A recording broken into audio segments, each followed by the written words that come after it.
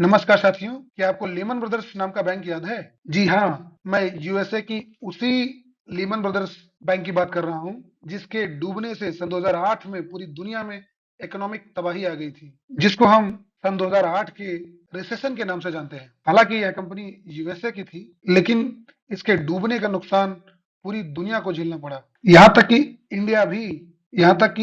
India को भी इस इकोनॉमिक क्राइसिस का खामियाजा भुगतना पड़ा था। और सन 2008 में इसकी वजह से इंडियन स्टॉक मार्केट अपने पीक लेवल से रफली 59% क्रैश हो गया था। यानी कि इंडिया की जो ओवरऑल स्टॉक मार्केट है, उसकी वैल्यूएशन आधे से भी कम हो गई थी। अब आप में से कई लोग ये सोच रहे होंगे कि भाई, सन 2008 की कहानी आप सन 2023 में क्यों सुना रहे हो? तो इसकी वजह यह है कि सन 2023 में आज एक और बैंक है जो लेमन ब्रदर्स के रास्ते पे निकल पड़ा है। और अगर यह बैंक नहीं संभला तो इसका खामियाजा दुनिया की हर एक इकोनॉमी को सहना पड़ेगा। जी हाँ, जिस बैंक की हम लोग चर्चा करने वाले हैं वह है क्रेडिट स्विस बैंक। तो आइए जानते हैं क्रेडिट स्विस बैंक के बारे में विस्तार से। सबसे पहले आप लोग ये समझिए कि क्रेडिट स्विस को लेके बाजार में इतना हंगामा क्यों है। चाहे इलेक्ट्रॉनिक मीडिया हो, चाहे प्रिंट मीडिया हो, चाहे डिजिटल मीडिया हो, आप जहां देखेंगे वहां इस बैंक के बारे में चर्चा है। तो अगर इस सवाल का जवाब सिर्फ मैं आपको एक शब्द में दूं तो इसकी वजह है इस बैंक का साइज। यह बैंक दुनिया के कुल 50 देशों में ऑपरेट करता है। आप लोग खुद सोच के देखिए ऐसे कितने बैंक हैं जो ऑलमोस्ट 50 कंट्रीज में ऑपरेट करते हो। ये कुछ चुनिंदा बैंकों में है जो एक तरह से इंटरनेशनली ऑपरेट करते हैं। इस बैंक की 50 कंट्रीज में 150 से ज़्यादा शाखाएं हैं और उन 150 शाखाओं में तो आप इस डेटा से ये अंदाजा लगा सकते हैं कि यह बैंक, जैसे हमारे देश में इंडिया में एसबीआई बैंक हो गया, एचडीएफसी बैंक हो गया, उसके टक्कर का यह बैंक है। मैं तो कहूँगा कहीं उससे कहीं ऑपरेशन को देखा जाए तो उससे कहीं बिगर नजर आता है जो है। इस बैंक की गिनती पूरी दुनिया में जो है वर्ल्ड्स लार्जेस्ट वेल्थ मैनेजर्स में की जाती है और यह बैंक स्विट्जरलैंड में स्थित है और स्विट्जरलैंड का सेकेंड लार्जेस्ट बैंक है। स्विट्जरलैंड का नाम सुनते ही हम भारतीयों के मन में सबसे पहले याद आता है अरे ये तो स्विस बैंक है, जहाँ पे वो बड़े बड़े पॉलिटिशियंस लोगों का और ब्यूरोक्रेट्स लोगों का जो काला धन जमा होता है। आप लोगों ने अक्सर सुना होगा लोगों को कहते हुए कि भैया इनका बैंक खाता तो स्विस बैंक में है। तो स्विस बैंक में किसी का अकाउंट होना अपने आप में दर्शाता है कि वो आदमी बहुत रईस है। तो यह बैंक देखा जाए तो इस तरह से रईसों का बैंक है। इस बैंक की गिनती जो है सिस्टमेटिकली इंपॉर्टेंट बैंक्स में की जाती है। अब आप लोग पूछेंगे कि भाई ये सिस्टमेटिकली इंपॉर्टेंट बैंक क्या है, तो अगर मैं बहुत संक्षेप में बताऊं तो सिस्टमेटिकली इंपॉर्टेंट बैंक का मतलब ये है कि these bank are too big to fail. मतलब सरकार भी नहीं चाहती कि इस तरह की बैंक फेल हो, क्योंकि अगर इस तरह का बैंक फेल होता है तो उसके इफेक्ट्स केवल उसी कंट्री में ना होके पूरी दुनिया में इसका एक रिफल इफेक्ट आता है। इसलिए इस तरह की बैंक जब डूबती है तो सरकार भी इनको बेल आउट करने का हमेशा ट्राई करती है। इस बैंक की हिस्ट्री और इम्पोर्टेंस को समझने के बाद आइए अब यह जानते हैं कि बैंक मौजूदा समय में किस तरह की क्राइसिस का सामना कर रहा है। अगर हम बैंक की मौजूदा हालात को देखें तो बैंक प्रेजेंट टाइम में मुख्यतः 3 तरह की समस्याओं से जूझ रहा है, जिसमें सबसे पहला कारण जिसकी वजह से बैंक लगातार सुर्खियों में बना हुआ है वह है बैंक के शेयर प्राइस में एक जबरदस्त गिरावट। अगर आप इस बैंक के शेयर प्राइस का ग्राफ देखें तो इस ग्राफ में आप क्लियरली देख सकते हैं कि मात्र पिछले 1 साल में इस बैंक का शेयर प्राइस लगभग 90% टूट गया है। टू बी एक्यूरेट 88.57%, जो कि अपने आप में एक बहुत बड़ी गिरावट है। और इसके साथ ही इस बैंक में जो भी निवेशक हैं उन्होंने लमसम अपना 90% मनी जो है लूज कर दिया। शेयर प्राइस के अलावा इस बैंक के लिए जो चिंता का कारण है वह है इस बैंक का रिकॉर्ड तोड़ घाटा। इस बैंक को लास्ट फाइनेंशियल ईयर 2022-23 में $7.3 बिलियन का नुकसान हुआ है, जो कि अब तक का सेकेंड लार्जेस्ट एनुअल लॉस है।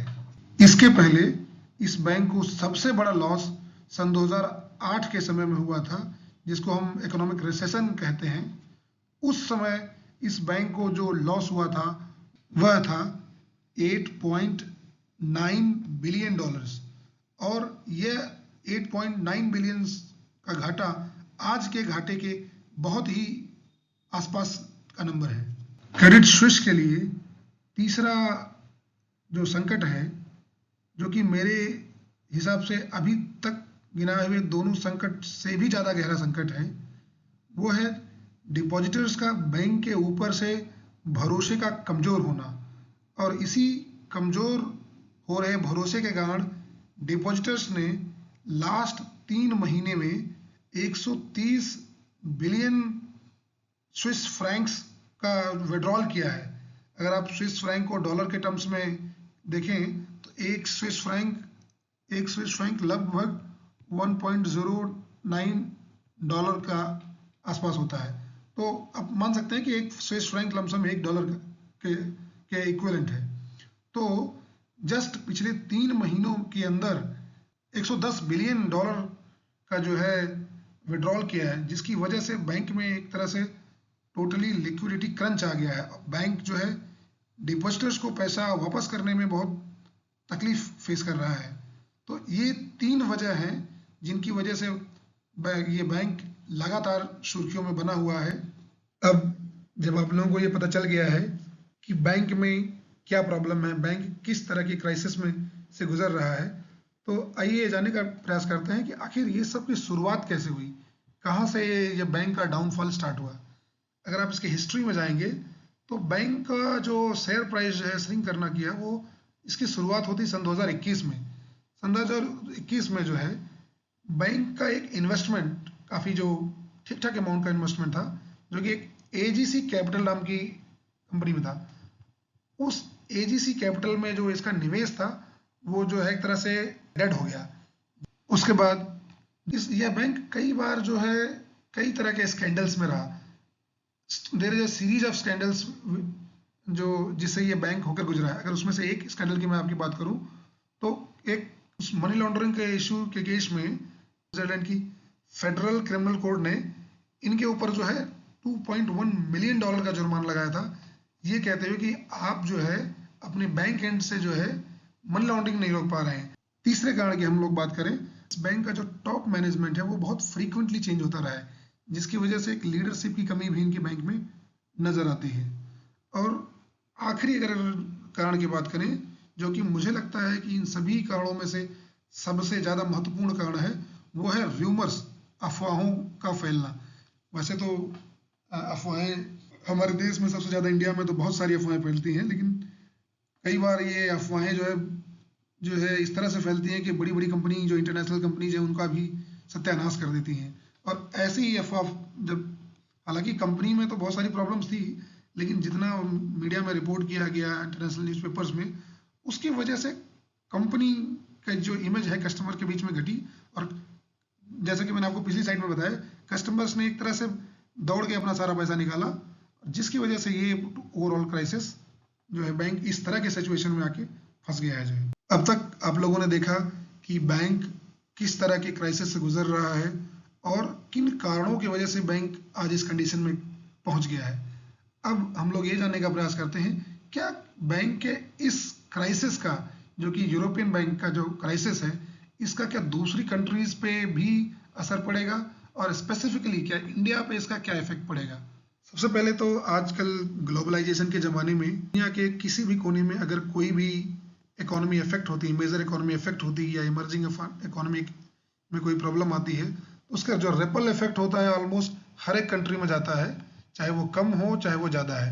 तो यह बात तो श्योर है कि इसका असर जो है हमारी भी इकोनॉमी पे पड़ेगा, और लेकिन वो कितना होगा, किस लेवल पे होगा, हम लोग ये जानने का प्रयास करते हैं। जैसा कि आप लोगों ने सुना होगा, Silver Valley Bank and Silver Gate Bank, इन दोनों बैंक्स को जो है अमेरिकन एडमिनिस्ट्रेशन के द्वारा शट डाउन करना पड़ा जो है।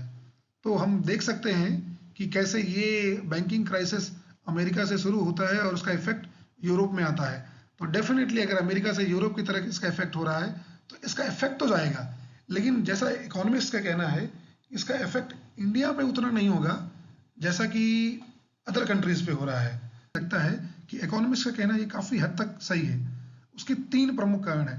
पहली बात, जो इंटरेस्ट रेट में हाइक किया गया इंडिया में, अगर आप देखें तो कोरोना के बाद से कंटिन्यूअसली जो है सभी देशों की जो सेंट्रल बैंक है, जैसे हमारे इंडिया में आरबीआई है, यूएसए में वहाँ का यूएस का फेडरल बैंक है, तो हर एक देश की बैंक ने आफ्टर द कोविड धीरे धीरे इंटरेस्ट रेट को बढ़ाया है, और उस इंटरेस्ट रेट की हाइक का ही ये नतीजा है कि आज ये बैंक्स फेल हो रहे हैं।